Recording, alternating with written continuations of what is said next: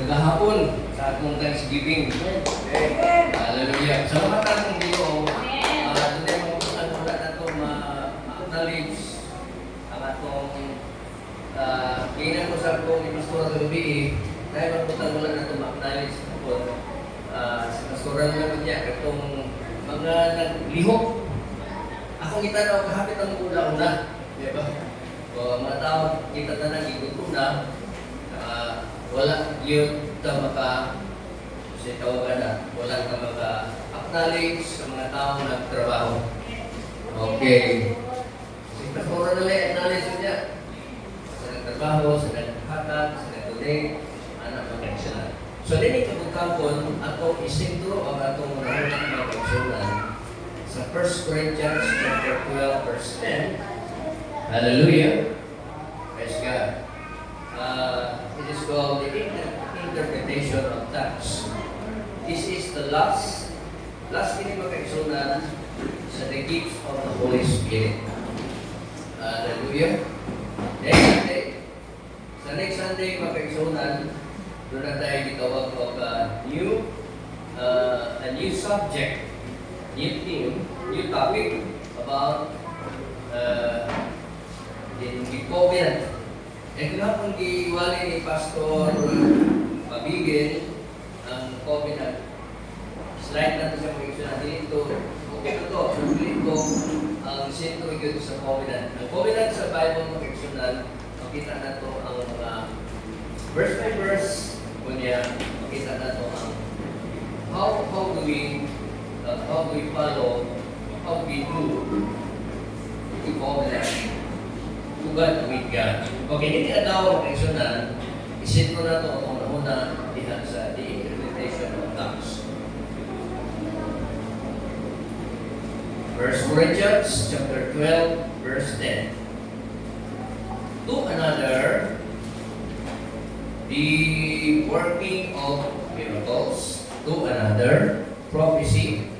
To another, discerning of spirits. To another, diverse kinds of tongues. To another, the interpretation of tongues. Okay. Ako ang funksyonan. Father, we thank you so much. Salamat, Lord, sa imong grasya, sa imong hatag na mo, Lord, na lugway sa grasya, masabta na mga imong mga pulong. Through the Holy Spirit, ang Alang Espiritu, may among the Holy Spirit, may among teacher. The Holy Spirit, may among comforter. Lord, masabot kami Ginoo. This is the gifts of the Holy Spirit. O sa Lord, salamat sa imong pagkakabang, sa imong lagad. Wala siya mahimo siya pamalingon hangtod kay ikaw maghatag sa imong mga blessings sa paglawa. In Jesus' name, Amen. Amen. Interpretation of tongues. So may sabot na napakaigsunan. Interpretation, to interpret the tongues. When there is no tongues, there is no interpretation. Okay. Focus yung picture. Tanong mo din sa buhat, tanong mo sa likod, tanong sa atong screen. The word interpretation, which means the action of explaining the meaning of something. I repeat, the word interpretation is the action of explaining the meaning of something. So, kung doon ay tao, miyembro sa lawas ni Kristo, panahon sa pagsimba, kung niya mag-unknown tongue siya, magsulti siya o mga laing mga sintihan, hindi na ito masaktan. Tungod kay, speaking in tongues is not for the church, is not for men, but speaking in tongues is for God. Amen. When you speak tongues, sa diya magsulti kang mga pinulungan, dili para sa imo, dili para sa buha, dili para sa iyaha, o dili para sa Ginoo. Amen. Okay, katong nakasulay na sa pagsulti o mga laing pinulungan sa atong mga pagsimba, nakasulti na ka mga pinulungan na yes, Ginoo, as the Spirit leads. Kanto giyahan sa balaang Espiritu, nagsulti siya ng mga gitawag o mga dila o mga sinutihan ng mga anong dili masabtan nimo, dili masabtan sa nakabati, dili masabtan sa simbahan, ang nasabtan sa Ginoo. Anong is to speak to God. While interpretation speaks to the church. Okay? Nasabtan ninyo? Nga ang pagsulti o mga pinulungan para sa Diyos. Pero kung wala interpretation, pagpalikon na sa imong pagpalikon. Pero kung doon ay interpretation, kini pagpalikon sa kadaghanan. So interpretation of tongues is to edify the whole church. Pagpalikon sa tibuok na simbahan.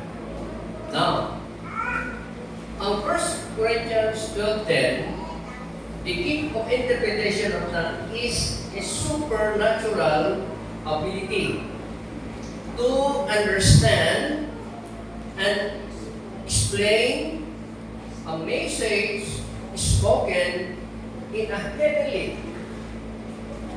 A person, a Christian, when he speaks in tongues, he speaks heavenly. Kung nagsulti siya o nagsulti siya o mga dila, mga kaigsuunan, nagsulti siya o mga langit nun. Amen? Kung nagsulti siya o langit nun, itawag niya siya unknown language. Dili masabtan sa imong kaugalingon mismo, dili masabtan sa nakabati niini. Okay, let's come to the interpretation, the function as a counterpart. Now, it is a function as a counterpart to the gift of tongues. What is the function of the interpretation is to counterpart. Counterpart. So, may pagkasabot ng counterpart. Nagaano mo ka ng naganda mo example. Kasana mo sa atong si Pastor sa masawa. Ligas to me. Yan may counterpart po siya. Ang iyong pamilya. Mo rin tawag ko counterpart. Bihatag ko o 10,000 example o 5,000 o 10,000. Bihatag ko siya o 10,000. Mo rin tawag makaisunan o counterpart. So, unknown tongue, when a person speaks with unknown tongue, doon ay counterpart niya na ang interpretation of tongues. So, ang counterpart ni mga kaigsuunan sa unknown tongue o sa interpretation, patas na. Kung langit nun man ang iyang isulti, langit nun po ang iyang i-interpret. Sa ba? Inanak sa iyo, mga-eksunan. Now, mga-eksunan, the function as a counterpart to the gift of tongues, which is the ability to speak in such a language. Hindi ka makasabot sa iyong isulti because the Holy Spirit, He gave him the utterance. Isa na to. Ang balang Espiritu, maoy magpasulti nimo. Di ka magpasulti-sulti sa imong kaugalingon, dili na siya mao. Kundi ang balang Espiritu, maoy mo pakikistorya sa imong tila, mga kaigsuunan. Dili ka na kayo pagtulunan ng kaigsuunan. Ano sa man ka magsulti mga dunay pamaagi dinhi, ano sa ka, na dili po ka pwede magsulti kung anong niya sa kumpira.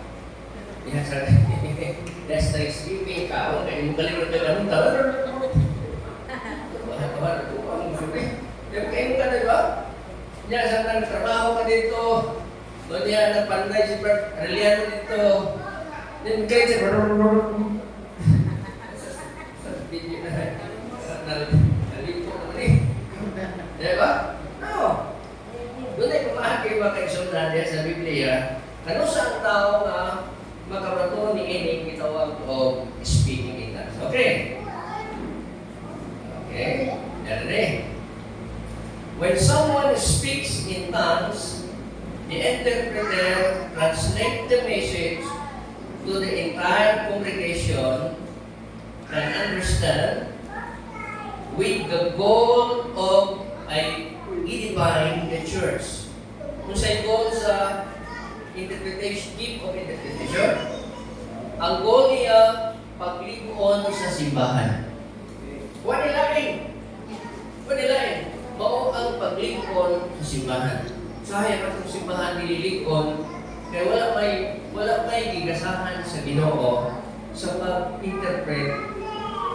Tawag ko'y nagsulti. Kung saan pag-interpret, kung may magsulti. Di ba? Mao na siya makiksunan, usahay makaingon na nga, dililing ko ng inyong kinabuhi, dili ko bigon ang atong simbahan. Now, karon question. The content of interpretation. Dinhi na ato masabtan mga kaigsuonan ano sa ka magsulti o anong ta o ano sa ako ka mag-interpret. Letter A. Letter A. Lista niyo yung kaigsuonan, hindi mo malimot.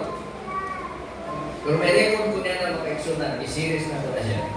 First, tongues can be any form of prayer.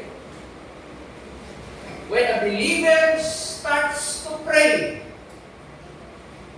kung ang usa ka magtotoo, magsugod na siya tampo, dala na siya nagto mag-eksunan na ikaw magsulti nagto sa mga heavenly language.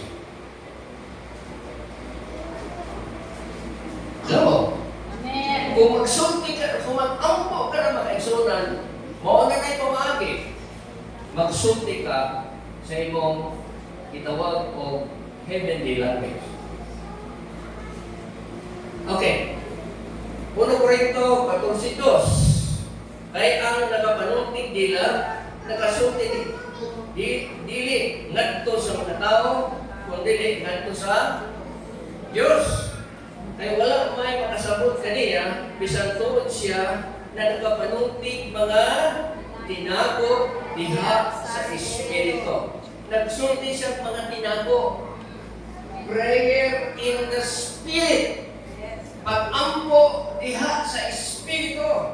O kung diya, giyahan ang iyang dila sa pagsulti o mga pinulungan mga kaigsunan na bisan siya mismo, dili siya makasabot sa iyang gisulti. Amen? Sana magsugod ka sa balaho. Hindi ka matampo, walay dalan na sa pagpanunti sa Manila. O sa liha na nagsulti ka sa mga dila, mga kaigsunan, ang nag-ampo ka, nagsulti mga dila, pwede ba siya mismo maoy mag-interpret? Kasagaran dili. Doon na ilaing. Kaigsunan. Kinsa may mo interpret? Kantubong nag-ampo. Amen? Gingan man ni counterpart. Dili pwede ang naghatag o anong tang niya mulabaw ang interpretation. Kundi patas ang ilahang dagan makaigsunan kay ang usa na may naghatag niini sa anong tang usa na to'y naghatag sa interpretation mao ang balaang espiritu. Because God is not the God of confusion. God is a God of order. Amen. Hallelujah.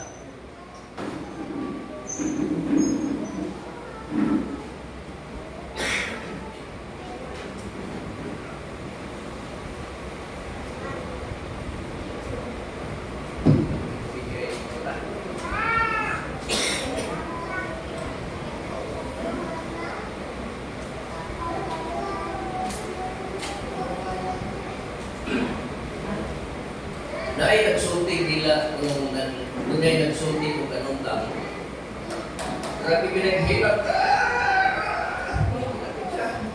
Yan, ano lang siya magkaisunan? Dikit siya magpa-awit kay umaniya magkaisunan kanang umaniya siya kay umarisipan, pumunta na siya. Pero itong insilan mag-iw ka. Nag-away mo kami sa kong asawa ng buntag. Wala siya nagmihila sa heavenly aba nag-away sila. Bakit suunan ang tao, kung ikaw karon, tunduan ka sa Biblia ang suunan. Kung sa katao, diha ninyo sa congregation, magsulti siya kung nalila. Doon mo siya. I-connect, awiran mo siya makaisunan. Kung niya, doon mo siya, ang connection ikan sa iya, mabati mo ang kakulba. Murag mahadlo ka, murag tunay mga inutan to. Sukin mo siya ko. Dili na niya sa Ginoo. Malibaw ang imong marmutinto, ang imong mga balahibo. Kumana na imong malibo makaigsunan. Dili niya sa Ginoo. Kung sa niya na, bisa pagpili ka mo doon, kanya doon ang musulti, mga langitong pulong, kanya malibay ka. Hatag na sa Espiritu Santo. Amen? Now, makaigsunan. Ano sa muhatag ang balang Espiritu o pagsulting mga dila sa diha nga mag-ampo ka. Amen. O niya, ano sa pod muhatag o tuwag o interpretation sa diha nga mag-ampo ka. Amen. Amen. Dili pwede ang usa ka tao nga mo interpret kung wala siya nag-ampo, magtatapatan siya. Nag-ampo siya sa Ginoo. O niya, gitagaan sa Diyos o hiyas sa pag-interpret sa mga butang na iyahang isulti. Pero kung wala'y interpretation, makaigsunan, pasanahin siya. O niya, kung nagsulti siya dila, diha makaigsunan, anong tang? O niya, di na yun siya magpaundangan siya. Inater, iwasan na natin ito sa balay. Amen? Maka-distorto ka, sunod yung bahan. Brad, iwasan na dito sa balay, Brad. Eh, na mga bangko din hinga. Saan mo na si Brad Binjay nga na? Nagigligit. Ulit na natin ito, Brad. Dito lang nito sa sinong kwarto. Sakit dito sa Ginoo. Muna ingon Apostol Pablo. Ulit ito, dito diwa sa aking mong paghimuon. Pero, kung doon na sa interpretation, ayaw kong daga. Kaya naman, katong mensahe para sa tanan. Amen. Hallelujah. Naka-sulay ka na makaibsun na dito sa Bible School. Ako may Bible na kamo dito sa mga eskulahan. Kunya doon ay nagsulti o kanotang. Kunya sa akong congregation, dihay usan ang mitito o kunya nag-interpret siya. Wow, ganito kay pamatikon makaigsunan. Dili ko malibaw kayo malhibo. Mabati mo ang langit, nabati mo ang kalipay. Sunod sa imong espiritu, sunod sa simbahan, ang kanindot kung kaanyang sa Ginoo. Ilan na po nagsunod? Ano sa ikaw magsunod sa pagsunod mga nila, sa dihan ka mag-ampo ka. Kung hindi ka mag-ampo, nimusulti ka mga nila, kung sinobre na siya. Amen. Tumutungo na siya. Huwag mo mag-ampo. Pagka natin mabuang dito sa Pueblo, at nagsulti, mag-ampo na, sulti mo ng mga nila, di ba? O, tumutungo na. Mag-ampo ang pamaagi sa pagsulti sa mga nila, mga nagsulti. Ikadwa, thanks can be formed in worship. First is prayer. Next is you worship God. Oh, I worship you, Lord. Hallelujah. Amen. Amen. Sa so, mag-worship ka sa Ginoo, makaigsunan, usa ka na kadalan padulong sa pagsulti mga nila. Kung niya katong nag-interpret ini nag-worship mo sa Ginoo. Amen. Tanaw niyo nag-worship mo niya, nag-interpret siya, ibabati niyo ang flow of the Holy Spirit. Amen. Because worship is the act of expressing devotion. Kasi sagot, worship is the act of expressing devotion. Kung saan ang devotion, mga kaigsunan? Profound dedication. Kung saan ang profound? Dako kayong halapad kung dako kayong dedication mo diha sa Ginoo. Mao na pagsimba. Amen? Worship is not always singing. Worship is obedience. Amen. When you obey God, when you obey the pastor, when you obey the word of God, you are worshiping God. Hindi ka makaingon nag-worship ko sa Ginoo o niya supakas pulong sa Ginoo. Amen. Worshiping is the act of expressing devotion or admiration for a sacred being. Kung sa maning admiration, admiration is magpag-guide. Kasi nagsugod ka sa mag-worship, dako kayo ang imong devotion na kunya nagsimba ka o nalagay sa mahal nga Diyos. Diha, mga isunan, musugod ka sa pagsulti mga nila, mga isunan. Hallelujah. Sa pag-worship ka niya, nababati ni mo ang Espiritu, mabati mo ang Diyos. Kung niya, ablihan mo ang imong pagkatao, kung niya ang balang Espiritu, mga isunan, musulo diha sa imo ginagawin. So kada mo tanaw ni Pastor, how do we understand? How do you understand about speaking in tongues? Kaya Pastor, very simple. Speaking tongues or interpretation of tongues or baptism in the Holy Spirit is like your cell phone. Parera na sa cell phone.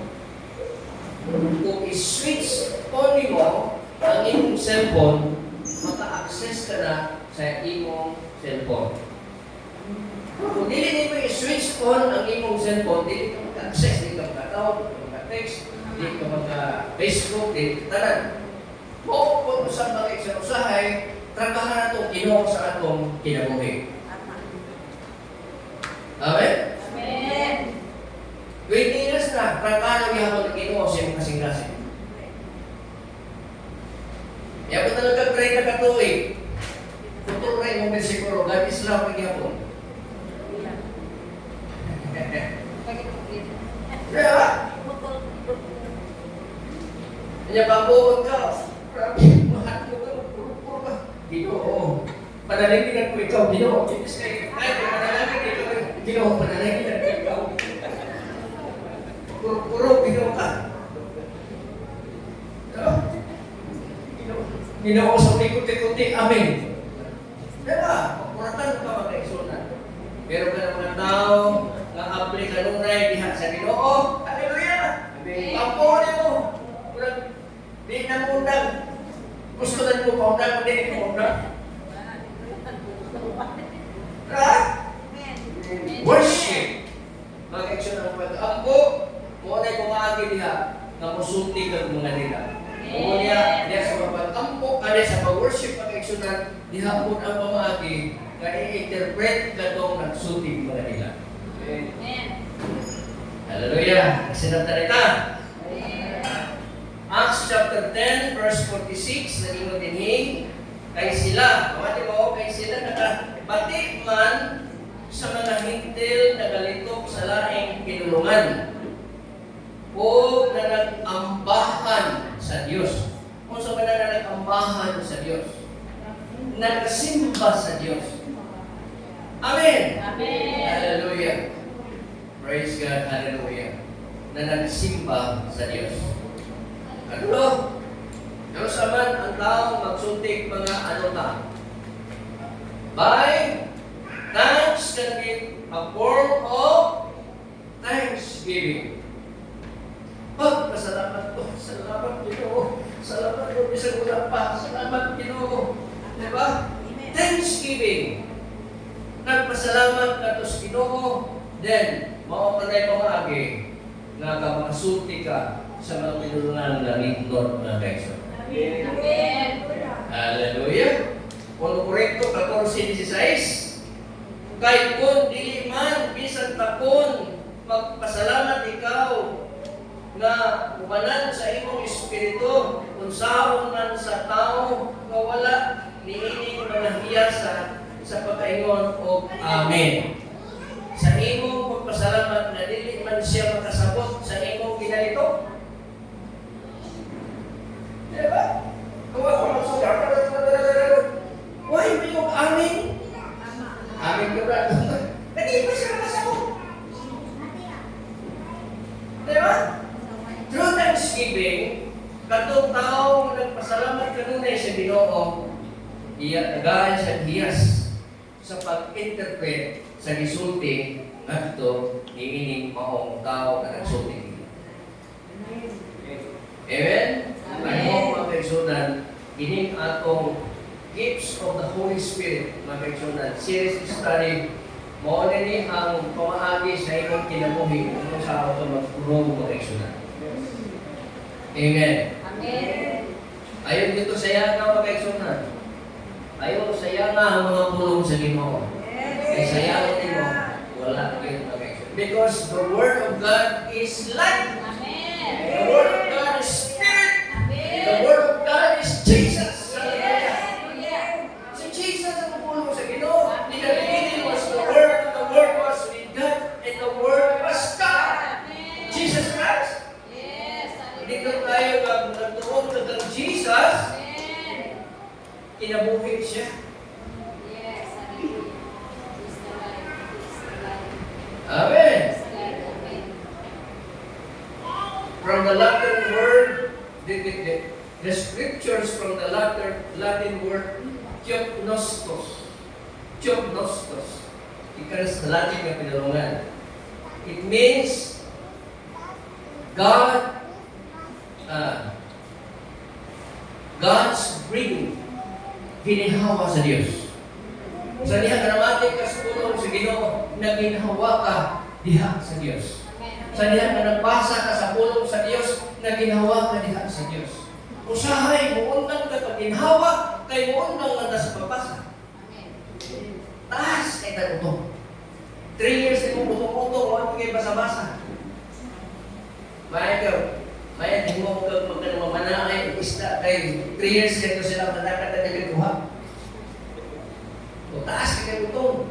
Mga kaigsunan, ang piling mabasa sa Biblia, puundang siya sa pagginhawa niya sa ito. Amen. Praise God. Hallelujah. Hallelujah. Salamat sa Ginoo.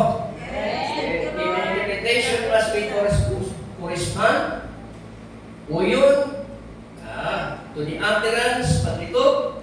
The interpretation will be take a form prayers, praise, expression of gratitude to God.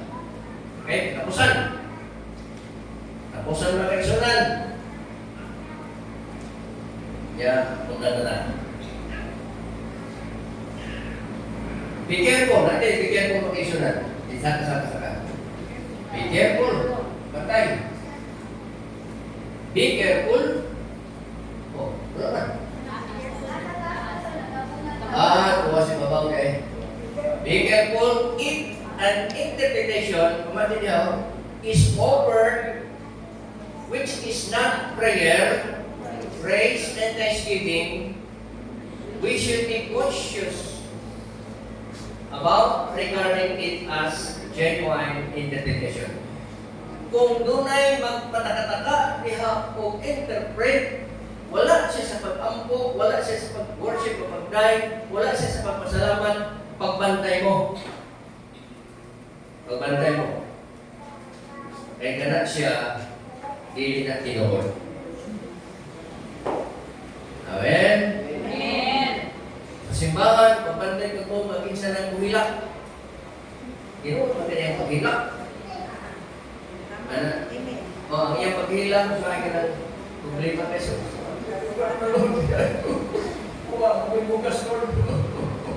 O, iapi nila sa simpa. Diba? Lain itong hilak sa espiritu, mga kaigsunan. O, lain itong hilak sa kalisod. Lain itong hilak sa problema, itong hilak sa Ginoo, mga kaigsunan. Di pinagpapulan, mga kaigsunan. Doon nito siya, umiyan na si Ginoo. Wow, matakal itong hilak ka. Diba? Tuloy na lang. Luha-luha ko ka. Kung hindi niya sa Ginoo, tumaan ka. Mudagan ka. Kaya naman, dili niya sa Ginoo. Amen? So, salamat sa Ginoo, mga kaigsunan. Ang Ginoo, magapanalangin sa mga mensahe. Ang Diyos, the Spirit gives the spiritual gifts to individuals. At sa conclusion, as the Spirit wills. The emphasis here is more on the Spirit's authority than on individual distribution of gifts. Naana siya sa kamot sa malaang Espiritu. Sa Diyos. And the Spirit has a plan, sa plano sa Holy Spirit, for distributing spiritual gifts, distributes them accordingly. Yan gihatag kini sumala sa iyang gusto, mga kaigsunan. Amen. So, salamat sa Ginoo. May nampuon ka, masimbahon ka, mapasalamatan ka. O di ako maagi, magsulti ka mga nila. Amen. Amen. Ayaw mag-practice. Ayaw mag-practice. Ginoo mo yung hatag ni mo. Hindi ka magkakasamot po. Amen.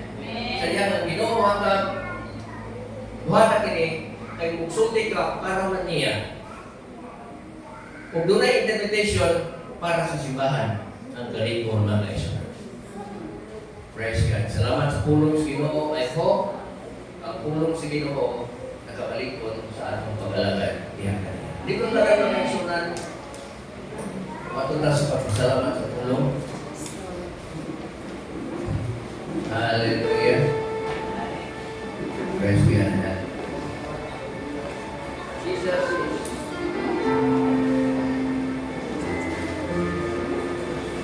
Jesus ang tulong sa Ginoo. Is the Word of God. Praise God. Hallelujah.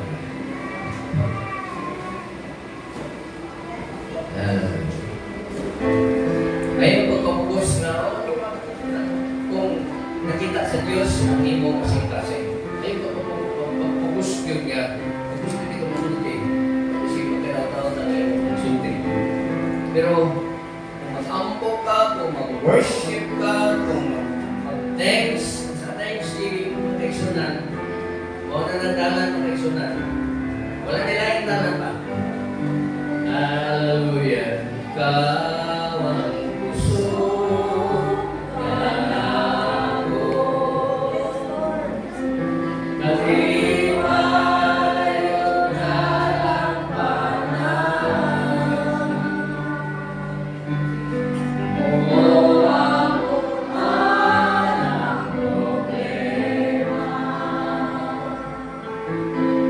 walay maka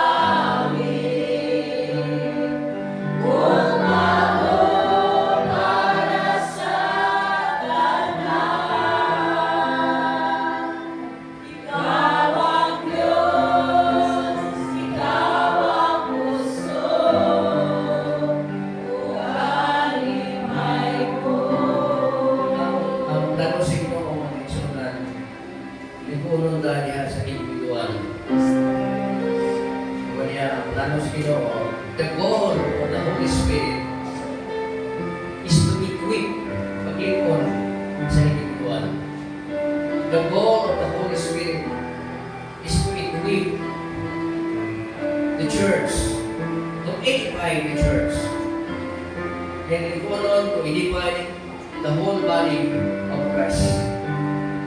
Mga kaigsunan, ang gusto sa Ginoo, nalipunong ka. Yes. Hallelujah. Ang gusto sa Ginoo, i-open ang iyong kinabuhi diha sa mga kampo. I-open ang iyong kinabuhi diha sa pag-worship. I-open ang iyong kinabuhi diha sa pag-thanksgiving. Kunya ganun mo, makapahin na mga kaigsunan. Ang Ginoo, walang espiritu, buhatag siya sa iyang basa diha kanina. Hallelujah. Dili tanan kinataan. Mato pa na sa Pablo. Dunay usa o duha sulod sa simbahan o tulong. Dili tanan ang kinagaan sa among basa. Kita tanan ikot na ang kupas Ginoo. Ikot na ang grasya sa Ginoo nga nakabalik ko kanan. Ang Ginoo na to mga igsunan. You are obedience to God. Matinumanon ka sa Ginoo. Matinumanon ka sa tanan ng kabutan. Matinumanon ka sa Diyos. Inikadlawa ang Diyos ni Abraham, Diyos ni Isaac, Diyos ni Jacob, o atong Diyos, ang Diyos ni Abraham na nagkapanalangin kaniya, o ang Diyos na karoon mo na nagkapanalangin ka na doon. Hallelujah. Thank you, Jesus. You deserve the glory and the honor. Lord, we lift our hands in worship as we lift your holy name. You deserve the glory and the honor. Lord, we lift our hands in worship as we lift your holy name. For you are great, you do miracles so great.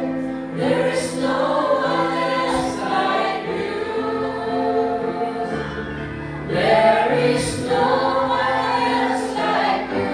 For you are great, you do miracles so great. There is no one else like you. There is no one else like you. Kamhanan ka, milagroso ka na Diyos, walay sama ka nimo. Walay sama nimo, kamhanan ka, milagroso ka na Diyos, walay sama ka nimo. Walay sama ka nimo. Walay sama ka nimo. Yes, Lord, mahal ko langit mo. Ako kang isipan. Ako kang bigay. Ako kang ipasamahan. Ako kang itagaman mo sa Lord. Every knee shall bow, every tongue